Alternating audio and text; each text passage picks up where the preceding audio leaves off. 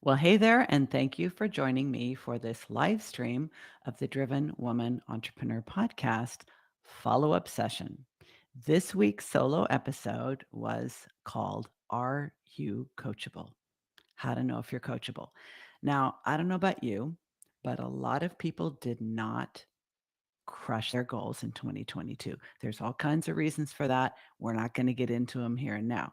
But a lot of business owners started this year, 2023, feeling a little bit challenged, a little bit frustrated, and want to make sure that this year has a totally different outcome starting now. One of the ways that they do this is by looking to hire a coach, a strategist, or consultant. Now, this is a great idea, and there are plenty of coaches and consultants available, including me, to help you out. But here's the problem: there's a missing step that most people don't take because they don't know about it. And when you hire a coach without taking this step, you may not only not have your desired outcome, you may come to the conclusion that you hired the wrong person, that you don't know what you're doing, that you got taken, that you wasted your money, which is a terrible way to try to turn things around in your business. Wouldn't you agree? So, the reason why I recorded and released the episode this week, How to Know If You're Coachable, is because that's the missing ingredient. Most people do not first assess their own coachability. They just kind of assume that the coach is going to help them reach their goal no matter what. Now, you may already know that I was a psychotherapist for many years before becoming a coach. And I know that there are all kinds of reasons that people hire coaches in addition to the ones they think they're hiring them for. A lot of people really hate asking for help. You might even say that sort of being that lone wolf is the reason why a lot of people work for themselves. They don't want to have a boss. They don't want to be a boss. They want to be self employed. And a lot of these people are what I call stubbornly self reliant. And I feel very comfortable using this term because I apply it to myself as well. One of my great regrets being self employed for the last dozen years is that I would resist asking for help. I would resist seeking help. I would resist even recognizing that I needed help. And because I put it off, I would tend to wait until I was kind of in dire straits. That's a terrible way to start a relationship with a coach or consultant. It's terrible for you and it's terrible for them. Because if you hate asking for help and you hate paying for help, you're going to wait. You're going to wait till the last possible moment. You are literally going to wait until you are going sideways, your back's against the wall. Um, and that creates a tremendous amount of stress and really a feeling of desperation. All of that translates into really unrealistic expectations for what you think the coach is going to do for you. Now, shocking news, but a coach cannot save you from yourself. Neither can a therapist, for that matter. A coach can help you figure out how you got in the situation you're in and what you need to do differently to move your game piece forward. But if you are so desperate and stressed and panicking, thinking you're going to have to close your doors, your business is going to go bankrupt, you've got to let your team go, anything along those lines. I mean, maybe there are crisis management coaches. I haven't looked that up, but it's not a great way to start a coaching relationship, at least in part because you're going to be so impatient to see results, to see a return on your coaching investment, that you're probably not going to be coachable. I'm going to go into a little bit of detail and break down the 3-level coachability index that I created and use in my own business because I don't work with everybody. I won't accept a client who I determine is uncoachable.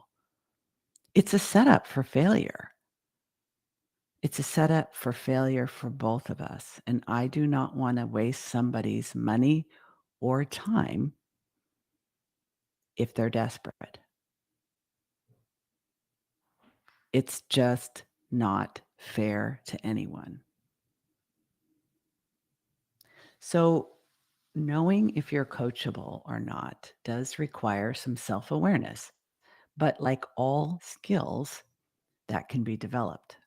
In this week's episode of the Driven Woman Entrepreneur podcast, I go into a lot of detail about what constitutes a red light, what constitutes a yellow light, and what constitutes a green light when I am determining whether someone is coachable or not.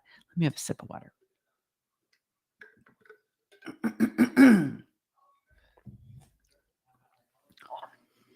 I had COVID 4 months ago, and I have never been able to lose this raspy voice.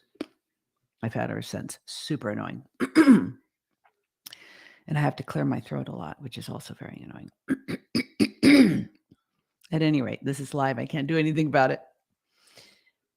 Okay, let me break down the red light, yellow light, green light. Just like in the traffic situation, a red light is a full stop. If you do not stop at the red light, you are endangering yourself and others.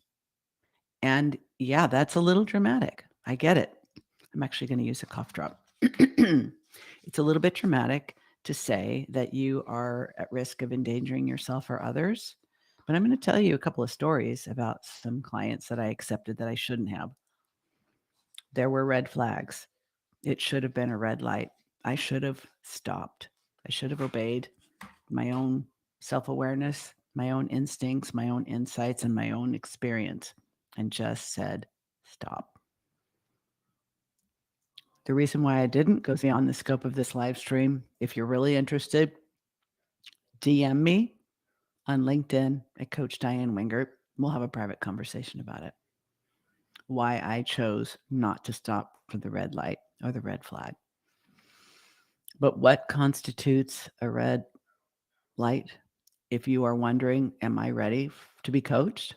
I think I want a coach. I think I need a coach. I think I'm ready to hire a coach. Who's the right coach for you is another conversation. But determining whether you're coachable or not by anyone is an absolute must. Unfortunately, in the coaching industry, there are plenty of people that will take your money and waste your time. And when you don't get the desired outcome, they will blame you. They will say you weren't committed, you weren't all in, you didn't double down, you were making excuses, you didn't want it bad enough, you didn't manifest it, depending on whatever their approach is. But that lacks integrity. I won't say unethical because, as you may know, the coaching industry is unregulated. So ethical is wishful thinking. There is no code of ethics. There is no oversight. There's no regulation. Nobody can force a coach to have integrity or ethics, period. If they choose to, that's them. I choose to practice as a coach in many of the same ways that I did as a licensed and government regulated psychotherapist with boundaries, with confidentiality, with scope of practice. But that's not how everybody practices. So, yeah, assessing your coachability will help you make better choices, will help you not waste your money or your time. So, first and foremost, and I just have to say this because I was a psychotherapist, and most people who hire me as a business strategist and coach know that I have that background. If you're in a bad way, if you are struggling with mental illness, emotional overwhelm, addiction, loss, If you are really struggling with your emotions, this is not the time to hire a coach unless you are also working with a qualified therapist on those emotional issues. Being a business owner is not for the faint of heart. Being a solopreneur is hard work and it's scary and it's risky, and you are literally where the buck stops. Obviously, that stirs stuff up. Obviously, you're going to have times, maybe often, when your emotions are really pushed to the limit. That, in my opinion, is not an ideal time to enter into a relationship with a business coach or a business strategist, unless you are also working with a qualified professional on emotional regulation. If somebody wants to hire me because they think they're going to get a therapist and a business coach rolled into one, that has to be a red light for me, because the expectations are too confusing. You can't really shape shift between today you need me to be a business coach, the next day you need me to be a therapist. Those are two different roles. Now, the people who choose to work with me absolutely benefit from my many years of experience as a therapist, because the way I approach their business is with the understanding of all the emotional upheaval entrepreneurs live with on a regular basis. Not so I can be their therapist and business coach rolled into one. You might think of me as a psychologically sophisticated business coach.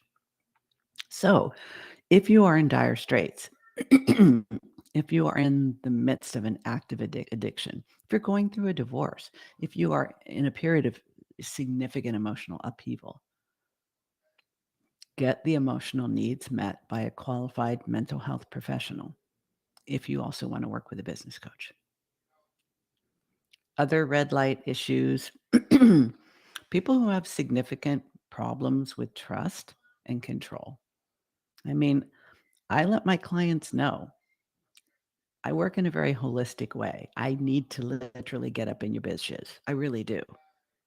You don't have to give me access to your bank account. I'm not going to ask to see your financial statements or be told your net worth, but I do need to know how you're doing in your business. Are you meeting your revenue goals? Are you meeting your profit goals? Are you paying yourself? Because I can't help you if I don't know those things. I don't think it's intrusive. I don't think it's excessive. But people who have significant issues with trust and control will say, why do you need to know that? I don't feel comfortable sharing that. So I just think it's important. It's like, you want me to help you, but you don't want me to give the information. You don't want to give me the information that you would need to give me so that I can help you. It becomes a little bit of a cluster. People who really don't like paying for help at all and have waited till they are in a state of desperation, that has to be a red light for me too. Because it just burdens the coaching relationship with extreme time pressure. And there tends to be, when people reach the state of desperation and they don't like asking for help and they don't like paying for help, and now they're asking to be your client and want to pay you to help them. What they're actually wanting to pay you to do is take responsibility for their desperation. Hard no. Hard no. Nobody can save you from yourself. Nobody can rescue you from the desperation and overwhelm that you're feeling. Now, if you have a way of managing your emotions so that you can take in feedback, then we have a chance. Another red light is people who are unable to think strategically or think critically. No, not everybody is super skilled in this area. I totally get it. But if you're unable to think strategically, how that will reveal itself is if I ask you to make a 90-day plan and you tell me, I don't like thinking that far ahead. I prefer to be spontaneous. I just deal with each day as it comes. That won't go. I used to be that person. I know why it doesn't work. You literally cannot have a sustainably successful business literally flying by the seat of your pants and making it up one day at a time. And if you watch this live stream and you figured out a way to do it, hit me up. I'm all ears. People who are unable to think critically or think strategically are usually at the mercy of other people who present themselves as having the answer. They can become very gullible and will tend to, and so now we're combining a couple things. Someone who can't think strategically or critically, and someone who has trust and control issues, someone who doesn't want to pay for help or get help or even want to admit that they need help will be a nightmare client. Because they'll wait till the last second. They'll be totally desperate. They will demand results like instant frickintaneously. And they won't give you the information that you need to help them. They will literally say, tell me what to do and I'll do it. That right there, tell me what to do and I'll do it. Red light, red light.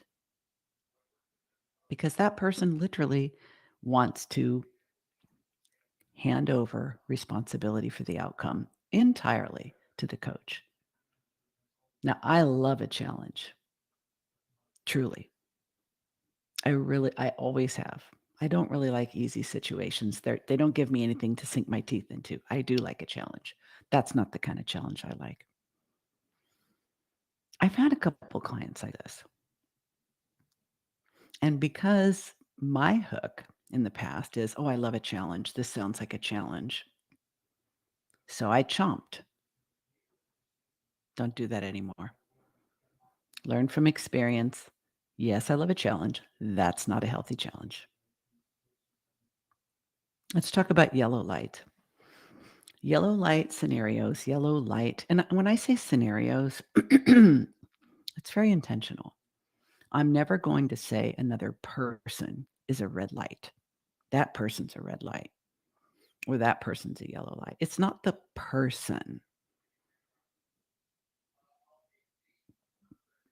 Coachability is dynamic. Coachability is on a spectrum.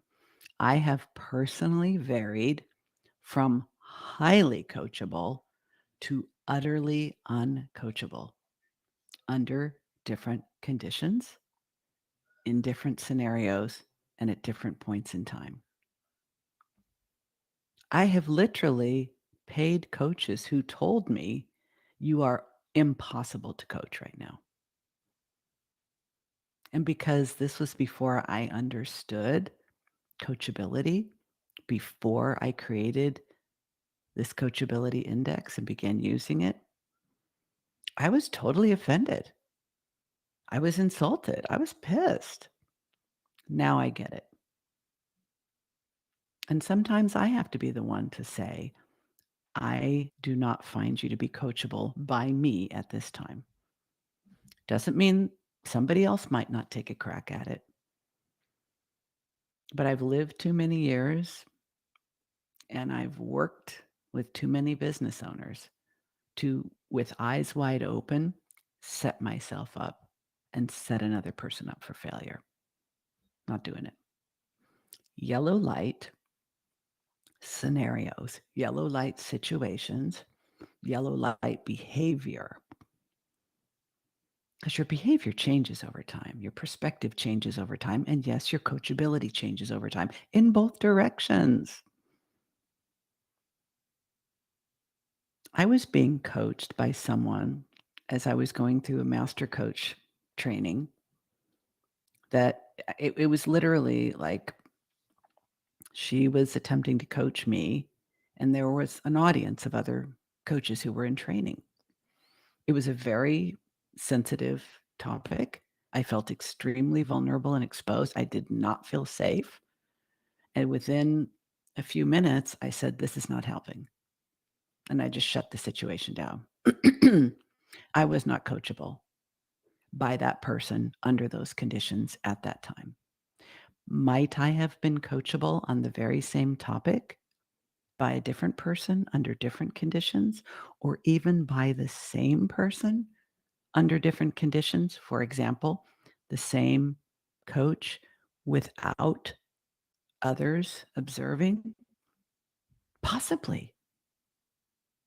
So a yellow light situation is I'm not really sure based on what I'm seeing and hearing if this person is coachable by me in this area at this time. So I need more information.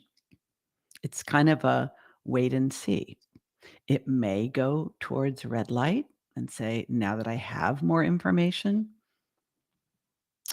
I'm not going to be able to proceed with you. I can recommend someone else, or you can revisit this with me at another time. And sometimes it goes towards green. What I find especially is a yellow light situation for me personally is someone whose behavior may be evidence of past trauma. I don't get deep into that because I'm no longer working as a therapist, but I know because I work with female business owners and because I know many women have a trauma history and many female entrepreneurs have a trauma history. My friend and colleague, Nicole Lewis Keeber, who's been my guest a couple of times on the podcast, this is her area of expertise. Entrepreneurs and trauma. So I know from my past experience that there are a lot of women who have trauma histories, and a lot of women with trauma histories become entrepreneurs. So when I'm screening someone for coachability and I'm picking up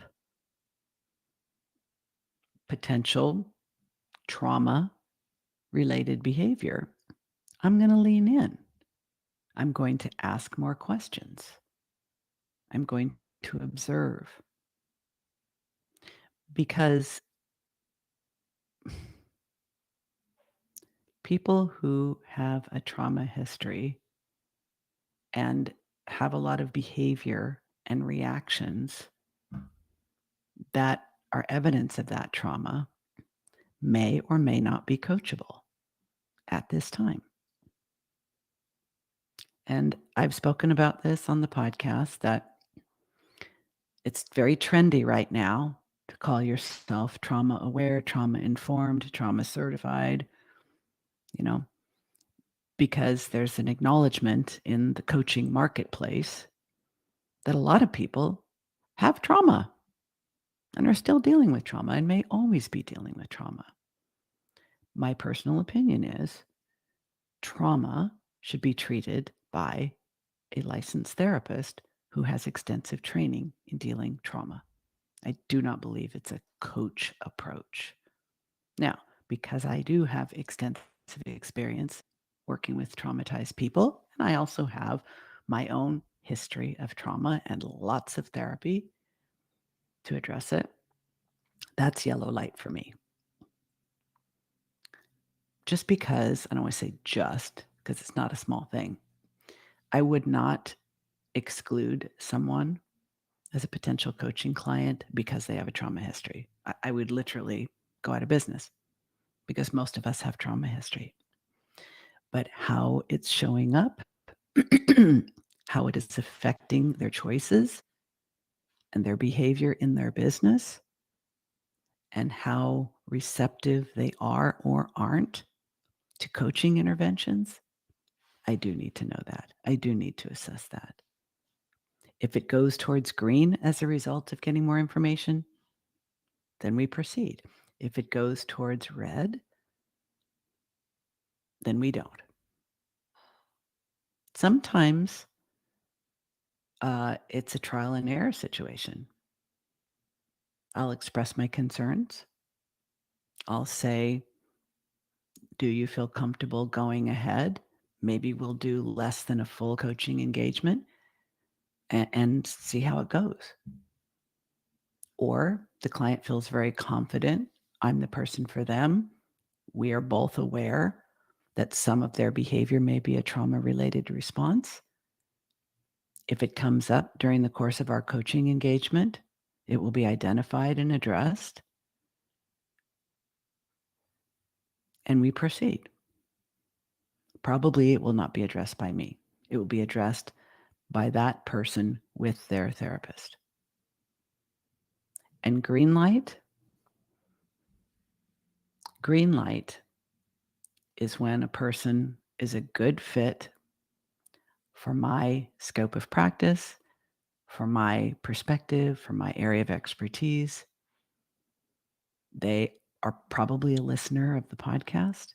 They're probably on my email list. They probably follow me on social media. And they are open, curious, and non-judgmental toward themselves in their business. They are able to think critically. They are able to think strategically. They are secure enough to be open to feedback, but they understand that they are the person who is fully responsible for their own success. Now, don't get me wrong. I love it when people say, this never would have happened if I hadn't hired you. It's because I worked with you that I was able to achieve this goal or this outcome or address these issues that have been in my business since ever, and now they're not. It's wonderful to get that kind of feedback. Wonderful to get people who volunteer to tell others about our work together and give me a testimony, all those things. But what's most important to me is that they are able to make the specific changes in their business that yield the specific outcomes they're looking for. So I'm not going to invite someone to become a client unless I'm confident that they are realistic, that they are able to reach those goals, and that I have the skills and expertise to get them there. When that's the case, it's so much fun. In fact, because both my husband and I work full-time from home in different occupations, we have 2 home offices, and something he was very curious about was why he hears me laughing so often when he knows I'm on coaching calls. And I think when you have a really good fit with someone, when it's a green light for you and it's a green light for the coach, that's not to say it's going to always be easy or comfortable, because coaching is not about comfort, it's about growth. And growth is by its nature fundamentally uncomfortable. The status quo is comfortable. Growth is uncomfortable. But if you want to grow, you want to stretch, you want to change, and you know you need help to do it, then you owe it to yourself to look for someone you can work with that you feel the following. This is what makes a potential coach a green light for you. Do I feel seen, heard, and understood? Do they get me? Do I feel respected? Does this person approach me like we are equals, that we are partners? Or do they talk down to me? Do they use a lot of jargon in an attempt to impress me, or are we clearly communicating on the same level? Do they ask me questions I don't think to answer myself? And when I can't quickly come up with an answer, do they ask me follow-up questions that help me develop more insight and awareness about myself? Do they challenge me to think bigger and to reach higher? And if I reach too high, if my goals are grandiose, do they give me a reality check? And when I encounter obstacles in my business that are not self imposed, that are, shit happens, okay? Shit happens to all of us. Do they give me ways to work with that shit and change the way I'm thinking about it and perceiving it so that I can move through challenges more quickly and with more confidence?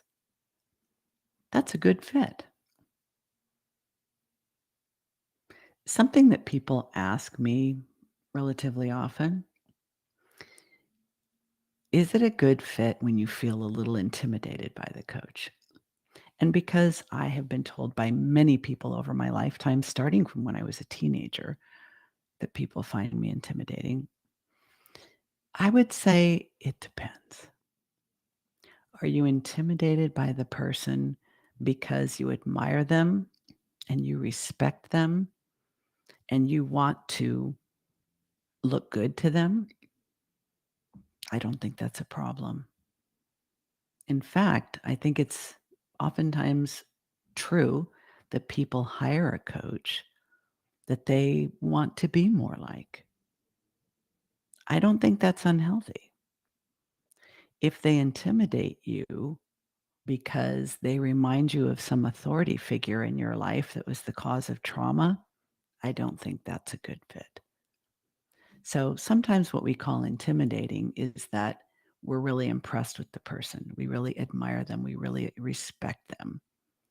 We think, wow, I want to be more like that. I think that's actually true of many people in their relationship with a mentor, especially in the beginning. So I hope that this has been helpful to think about red light, yellow light, green light situations. And here's the thing, if you're a coach, I welcome you to grab this system and use it to assess potential clients. Don't you want to have a great outcome with every single person you work with? I know I do. So that means you have to work with the right people and you have to work with people at the right time, meaning when they're coachable. I find it's very helpful to have specific criteria because most of us who go into any kind of helping profession want to help. So I think we're biased towards saying yes to everybody. We think, well, I can help people. They want to be helped by me. Why wouldn't I? And I'm a big fan of being really clear about the specific group of people that you are ideally suited to helping and being willing to say no or not now to the people who aren't coachable. It feels really, really lousy to get to the end of a coaching engagement and not feel that it was successful. It feels bad to the client, and it should feel bad to the coach. Doesn't it just make so much sense to work with people who are actually ready to be worked with before you even set your foot on that path? I think so. And lastly, if hearing these thoughts makes you think, wow, I, I guess I'm not really coachable right now. I was just about to hire somebody. Great. I'm glad we prevented a mistake. But know this, any one of us can become more coachable. Every one of us can develop our critical thinking, our strategic thinking, our ability and willingness to accept feedback, our willingness to take full responsibility for our actions and not try to outsource them or hand them off to others. All of us are capable of becoming more coachable. So if you're not ready right now, save your money, don't hire a coach, and work on that. If any part of this has brought you new insights, if you've had aha moments, or you've realized this is what I needed to hear, please do this. You can email me at diane@dianewingertcoaching.com and let me know. I would love to hear from you. You can also DM me at LinkedIn. And if we're not connected there, why not? Coach Diane Wingert is my handle. I hope this has been helpful to you, and I look forward to serving you on the next live stream.